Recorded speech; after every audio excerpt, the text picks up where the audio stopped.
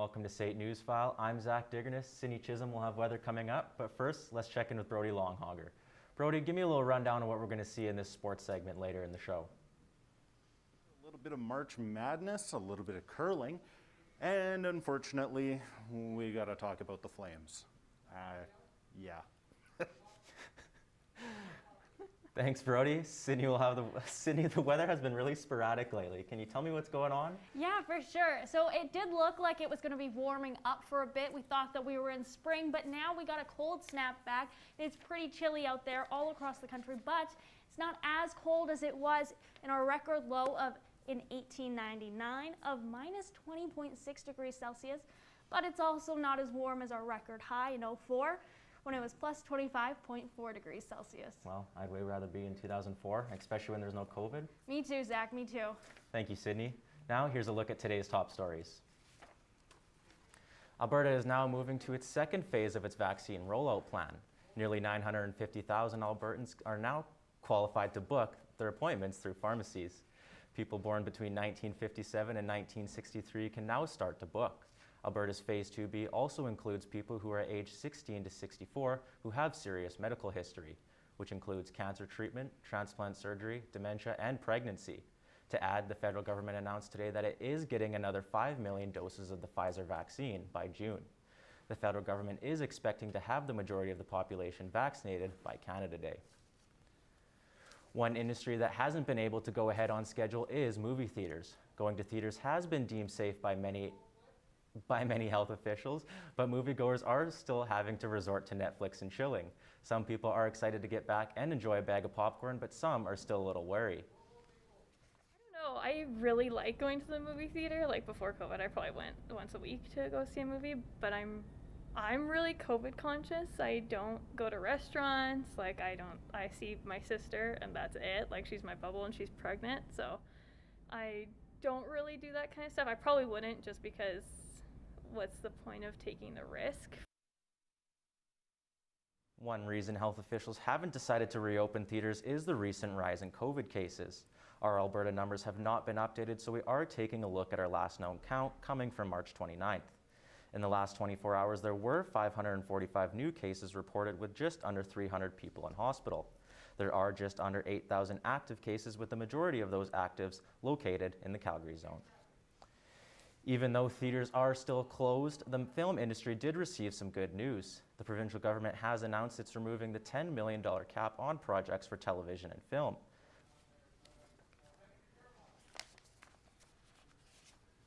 Here on SAIT campus, the political scene is heating up. Today is voting day for the SAIT's Board of Directors election. Ty Rothermall joins us now live from the Senator Burns building. Ty, what is going on? That's right, Zach. Normally campus would be covered in promotional posters and there would be more traditional campaigning efforts. However, that doesn't mean voices of students won't be heard. Board of Directors candidate Liam Hunter says now more than ever it's imperative for students to speak out.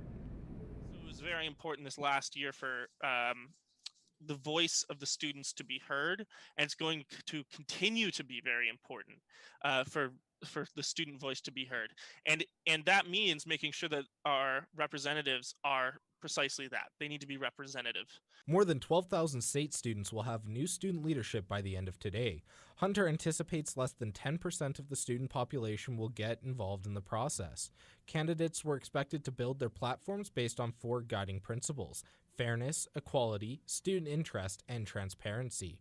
Candidates running against Hunter are Eric Gellatly, Jasmine K. Body, and others. Hunter says there have been difficulties in making a connection with students and bringing awareness to the election. Instead of being able to just walk into a class, assuming that you have permission to be there, and perform a classroom talk in person, I think candidates started to see, frankly, a lot of what our instructors have had to see near the end of this COVID year, where there's a lot of camera fatigue, and we end up having to speak maybe to a class that has all their cameras off. It's really hard to gauge engagement. The lack of awareness and knowledge about the campaign was true for some students. We had someone speak to us in one of our classes. He joined our lecture for a little bit and spoke to us, but other than that, I probably wouldn't have known about it, and I probably wouldn't have voted. Students can vote for their board of director representatives today. SATSA sent out an email with a link to make it easy to access the voting portal. Back to you, Zach. Ty Rothermall reporting live from the Senator Burns. Again, you still have time to cast your vote. Be sure to follow the email link. For the first time ever, SAIT has made the CEO World Magazine's Top 100 Business Schools. SAIT was ranked 52nd among with a few other notable schools across Canada. The Rotman School of Management at the University of Toronto was ranked 38th, with McGill's Faculty of Management sitting at 94th. Rankings are decided by many factors including statistics, survey results, and student satisfaction levels. The #1 school on the list is Harvard School of Business. As of March 29th, Alberta's Education Minister Adriana Lagrange has introduced a new K-6 curriculum that is excited to launch in the fall. This new curriculum will center on teaching 5- and 6-year-olds about migration and settlements, whereas in grade 2, children will be studying things such as the origins of democracy. Samuel Fraser has the story. The new K-6 curriculum change has a lot of backing from people such as parental advocates, all the way to the Minister of Education herself, Adriana Lagrange. This change was reportedly employed due to frustration with the old lesson plans. However, some are more skeptical of this change. I don't think we can expect too much. The first, whenever you bring in a new curriculum, no matter where, and have new outcomes, you have to find, teachers need time to plan. They need to find appropriate resources. They need time to read through. This Calgary teacher believes big changes such as this take time to analyze. It will likely be years away until we see if it's effective or not. However, it's not just some teachers who are concerned, it's some parents as well. Oh, it's for sure just for talk's sake. Obviously, if I've never heard about it until today and he's already proposing it goes ahead, I'm pretty good about answering surveys or anything that I see in my email, and I'd never heard about it. As mentioned, this new curriculum was claimed to be collaborated with parents in Alberta. However, that seems to be a stretch when this Calgary parent claims she hadn't even heard of the new proposed change. Change can be a good thing, especially if the changes are a necessary one. However, if the treatment is worse than the ailment, you could be exacerbating the pre-existing issue that is already present. I guess we'll have to wait and see. For SAIT News File, I'm Samuel Fraser. A 65-year-old man is facing assault charges after allegedly punching a man in a wheelchair. The altercation took place at a recent anti-mask rally held at Prince's Island Park. According to police, Milan Matuzik was being verbally hassled by the man in the wheelchair. As the altercation was taking place, Matuzik reportedly used a flagpole to also hit a woman in the chest. The two men were wrestling on the ground when police arrived to separate them. CPS officials say they have said that no one involved in the situation would make any comments. Matuzik is scheduled to appear in court on May 5th. One man is being charged after a fatal shooting that took place this past weekend on March 27th. Police were called to the 5200 block of Memorial Drive and arrived to find Jesse George in critical condition. EMS were not able to save the victim. On Monday, March 29th, the suspect, John Tabler, turned himself in to police headquarters. Tabler is being charged with 1 count of second-degree murder and will appear in court on April 13th. Jason Kenney's government has been under fire for a few months now regarding its policies on coal. Many Albertans want the province to move away from coal completely. The Alberta government has now appointed an independent committee to encourage engagement from Albertans on reworking the modern coal policy. Sarah Jones reports. It's a real hot-button issue in Alberta these days. Many Albertans are against the expansion of coal mining as it can have severe environmental impacts. So I think when you're talking about the environmental impacts of coal, you're really talking about an extremely wide range of impacts. And unlike the mining of 100 years ago, I mean, there's a gigantism involved in contemporary coal mining, where mountains are quite literally ripped apart in order to get at the coal resources beneath them. The UCP government has announced a panel of 5 people with various backgrounds and perspectives to lead a new coal policy committee. Panel members are encouraging Albertans to voice their concerns on the current policy and what the future of Alberta's coal industry will look like. That Albertans have a view, they have a very strong view on coal development, and they will tell us what their view is. And I think this will be, the consultation is meant in the greatest openness to get those views of Albertans, ensure we understand them, ensure that we move forward following the views of Albertans. A 3-week survey has been launched on the Alberta government website to gain information on how the public views these initiatives. I think that speaks to the fact that, this is such a beautiful place, and it is so at the heart of what Albertans of all political stripes hold dear in this place. The committee is set to release a report on November 15th on what they've heard from the public and how they'll go about making recommendations to this new modern coal policy. For State News File, I'm Sarah Jones. It was chaos on the TransCanada Highway this past weekend as wild winds ripped through much of southern Alberta. Semis were blown over with ease as winds were reaching close to 100 kilometers an hour. Visibility was poor for much of the day with numerous travelers stranded on the highway. It was also reported that there was a 70-vehicle pileup just south of Calgary.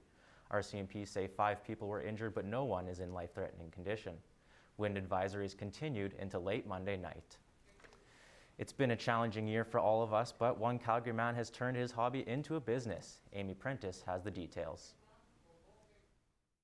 I'm learning new skills every day, so I'm able to kind of channel my creativity in different ways. David Waddell was working at the University of Calgary in the Research Centre, and he was unable to continue going to work when everything switched to an online format. He decided to turn his hobby for painting into a business. The pandemic basically, where I didn't have a lot of work and I needed something to kind of fill my time, and I was able to kind of rediscover my artistic talents and just dive right into it. Waddell has a large following on his Instagram account, which he uses to showcase his artwork and promote his website. That's kind of the way that I connect with my community. It's a great way to share your work and market yourself as an individual and as a company. David is making the best out of a bad situation, and his friends couldn't be more proud. I think it's a good story about how someone took getting laid off from, or not laid off, not having enough work, and then doing something through COVID and actually making it a viable business. If you also have a flair for creativity, now is the perfect time to let it out. For State News File, I'm Amy Prentice. Those are today's top stories. We'll have your full forecast after the break, but first, Sydney Chisholm has a look at what's going on around Calgary this week. It's me. Up for an egg hunt this weekend? The Calgary Zoo is hosting its annual Easter Eggstravaganza. This family-friendly event has something for everyone, including a virtual egg hunt, and all for the price of daily admission. Or maybe if you're all egged out, Easter tea is more up your alley. April 3rd and 4th at the Famous Five Center of Canadian Women at Heritage Park. Sounds Off is the nation's 5th annual festival dedicated to deaf performing arts. March 31st to April 4th, witness this display of talent, all from the comfort of your couch, as this free event will take place entirely online. Or get out on the slopes at Wind Sports 2 Park until April 2nd, bring the family and make a day out of it. Get the bird's eye view on Alberta's bird species in the MGAA Backyard Birds of Alberta event. Free for members, log on at 6:30 and learn something new, all from your home. Take it back to the 80s on April 3rd over Zoom with this 80s Retro Glow online party. With live performances by DJ Wiseguy and DJ Goggles. Whip out your scrunchies and fingerless gloves for this free all-night dance party.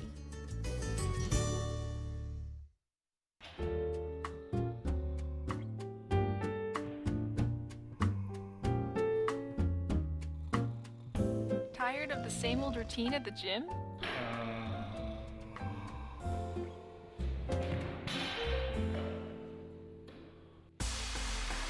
Why not jump into something new?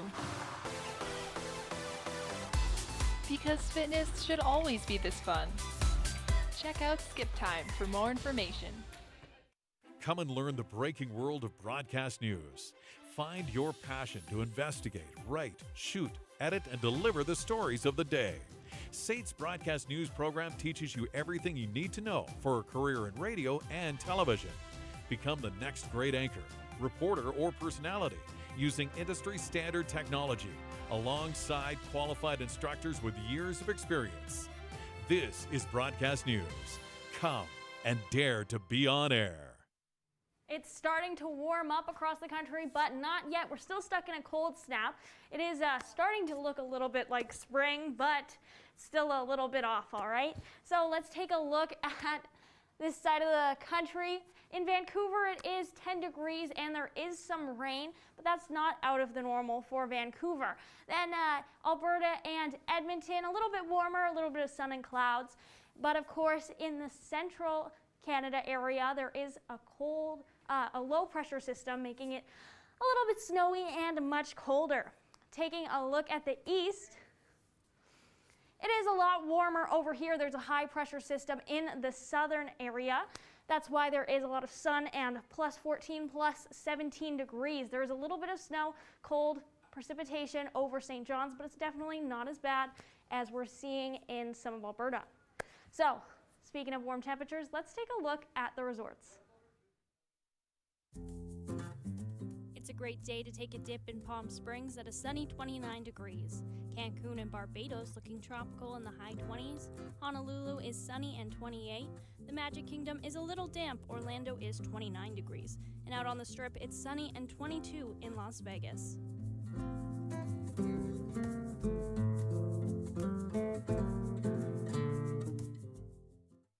Calgary, it is +3, but the wind chill is actually making it feel like -12. We have a mix of sun and clouds, but a wind coming in from the southwest at 11 kilometers an hour. What's next? Well, overnight we do have some clouds rolling in. Taking a look at the rest of the province, we have some sun up in the north as well as the south, but it is pretty cold temperatures and quite a bit of cloud coverage. It's all mixed sun and clouds all across the province. Nothing above 0 as of right now. Warmest would be Lethbridge and, of course, Edmonton, -6 degrees. Now, taking a look at the 5-day.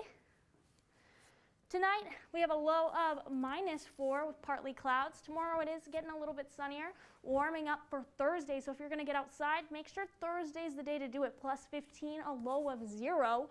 Friday does dip down to +7, but Saturday we're back up to 13, so look at that. Now, if you're going out skiing this weekend, let's take a look at the ski report.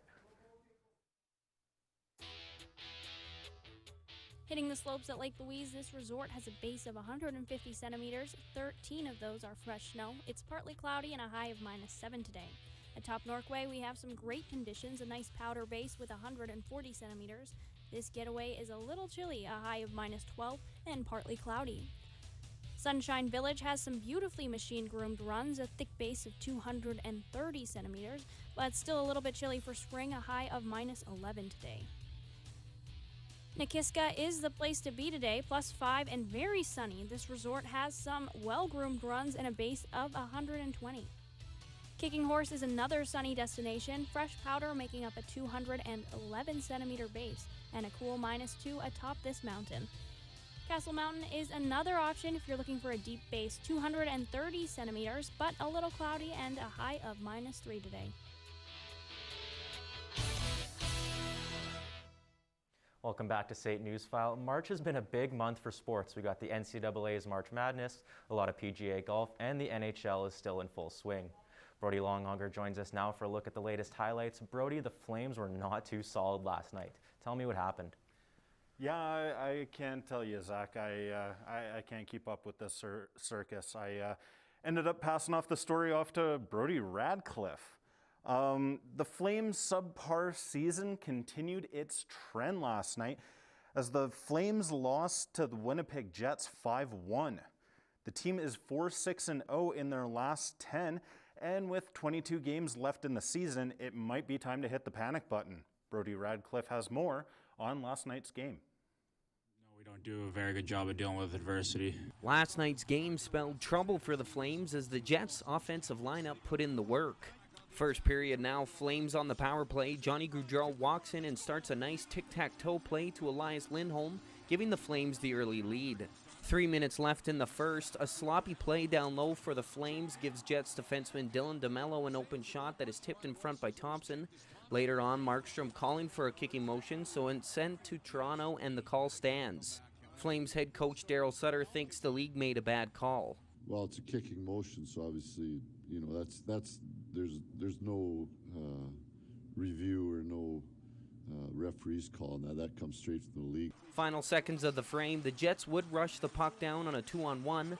Connor dishes to Scheifele, ripping one past Markstrom for the lead. Second period, the Jets are looking to increase their lead, and Scheifele again puts in his own rebound. Later, Andrew Kopp, leading the charge, dishes it over to Scheifele and then over to Ehlers, where he sets up a beautiful slap pass to Kopp. 4-1 Jets. Early in the third, the puck gets played up to the top of the circles and finds the stick of Pierre-Luc Dubois for his 7th. That would finish off the game. No, it's not just this one. It's been, you know, win one, lose one, win one, lose one, win one, lose three, whatever. So time's ticking, so we got to string now a bunch together. The Flames' next game is in Vancouver, where they battle the Canucks. Now, both teams are sitting at a very respectable 35 points, but they are trying to take over that last place spot in the North Division standings from the Montreal Canadiens. For St. News File, I'm Brody Ratcliffe. Now, the Flames may be sputtering a bit, but the Oilers are coming out strong. They pit themselves against the Leafs last night and took it into overtime.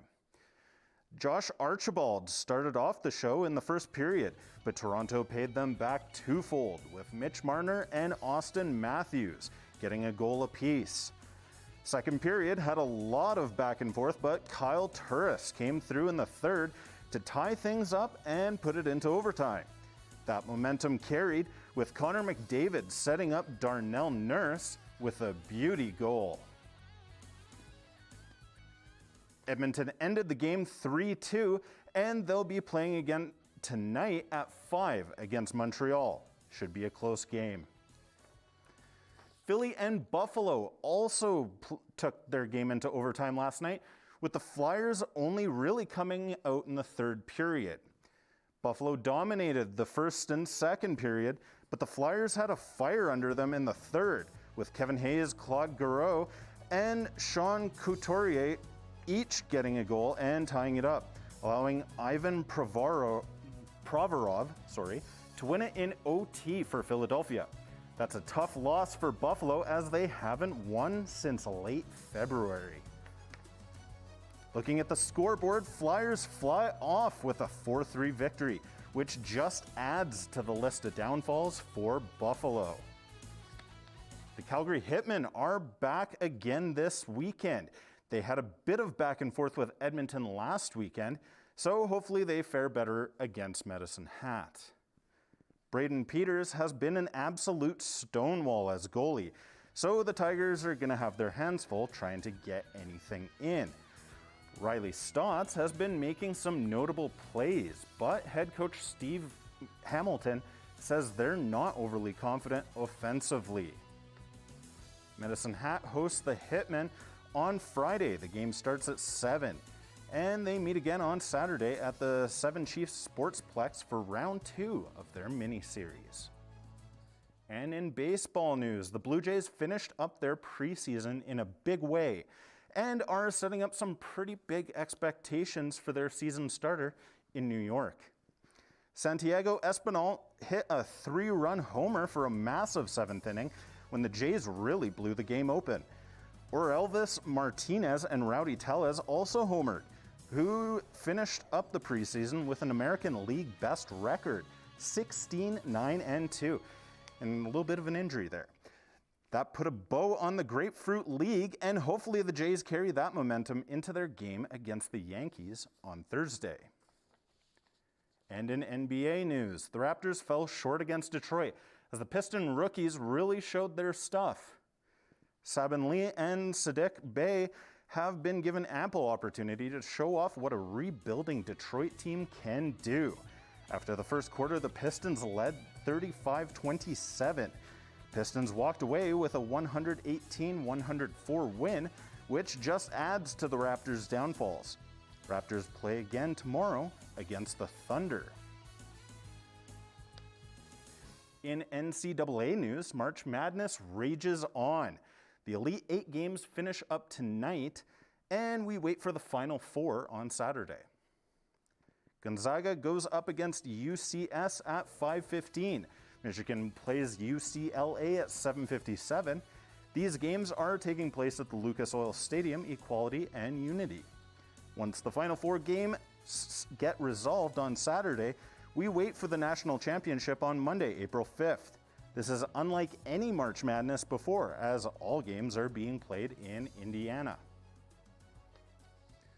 14 men's curling teams from around the world will be calling Calgary home for the World's Men's Curling Championship. Winsport Arena at Canada Olympic Park will be the battleground. Each team will play a 13-game round robin. Brendan Botchter and his Edmonton rink will have the Maple Leaf on their back. Semifinals take place on April 10th, and the bronze and gold contests happen on April 11th. Canada is ranked second in world men's curling, just behind Sweden. The Winnipeg Blue Bombers announced that they had a $7 million overall loss in 2020. COVID caused the 2020 CFL season to get canceled. Winnipeg Football Club CEO Wade Miller said 2019 was a strong year for the club. Miller says to go from such a successful year to not playing at all was truly disappointing. The 2021 CFL season is set to kick off on June 10th so far, and Miller says they'll weather the storm. The Bombers are set to host the Tiger Cats for the 107th Grey Cup. That's a look at sports. Thanks, Brody. I'll be sure to be rooting for my home province, Saskatchewan Roughriders, for this upcoming season. We'll be right back after this break with more News File. You're in Calgary now. Rooting for my home province, Saskatchewan. This is thanks to you.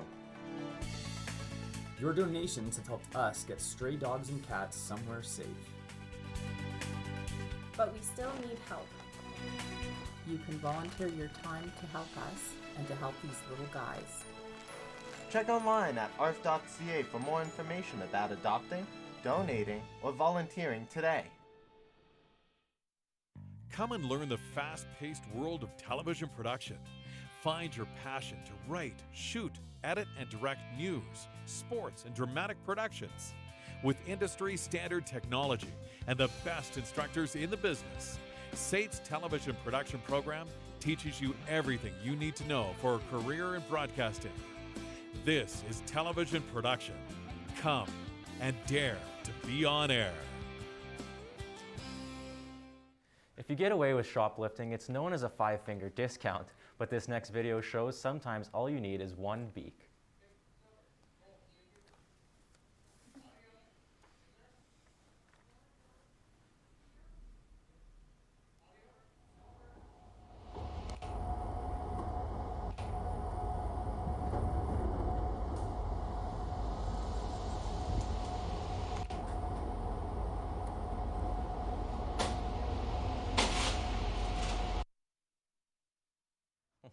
What do you have to say about that, Sydney? Well, the bird's pretty smart. He knew exactly where to peck at it to get at the food. He so, seems like a trained professional. Well, sometimes I even have trouble opening the chip bag, so I'm impressed. Well, you know what? Let's go back on that weather and just maybe look at it again. We'll look at the 5-day forecast here quickly. For sure. So it is looking like it's warming up later this week. Again, Thursday is the day. If you want to get outside, go hiking, anything, Thursday is sunny, plus 15.